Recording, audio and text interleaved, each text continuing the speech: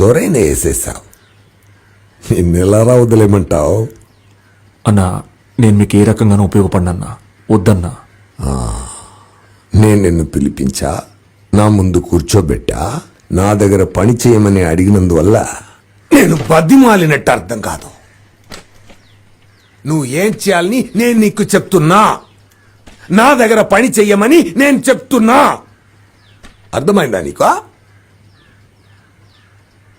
అన్నా, దొరన్నను నేను చంపలేదు. అవునయ్యా, నీ చంపలేదు. ఒకవేళ దొరన్నను చంపింది నేనే అయితే ఆయన్ని చంపి నాకు మిమ్మల్ని చంపడానికి ఎంతసేపు అన్నా?